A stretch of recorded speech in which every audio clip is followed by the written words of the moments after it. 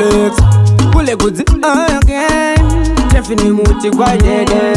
tese chanobata chinofa ameno pamwe ane mweya apana vanosiya vachifara anenge atori nemhepo anenge atori nemhepo baba mubvisei mweya sei achisiya vachichema baba mubvisei mweya pese pafamba panofiwa ane mweya uyu ndomuziwa anoti uyo neuyo inenge pambi ndodanzwa kubuda kwemweya kubuda kwemweya chaiko ozoti papaye pengeni agovayananisa takanaka agochinzwisisa mubuditsei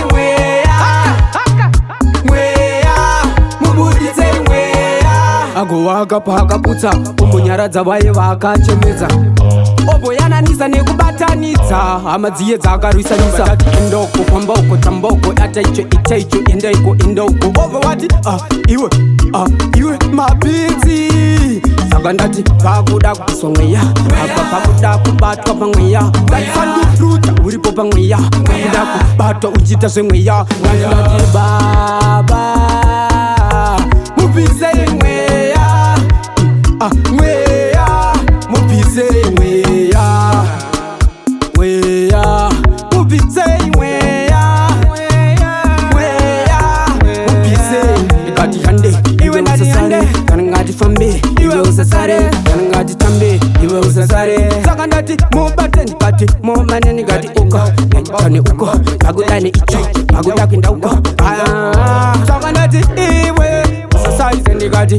ndinganenarandama chingoma ndabatani panama saka ukawana ndati nandama tawakuda kusaiza ndikati kati boilatan zvarimawan pakutotini ndakumanyabani nakule kodzi tasiyana nembudzi saka batoriwa haitatowa nemufudzi ndikati kantrika waudze kunoku towapidza baba mubuditsei mubuditsei mweya ndodanzwa kubuda kwemweya kubuda kwemweya chaiko ozoti papaye pengeni Entertainment.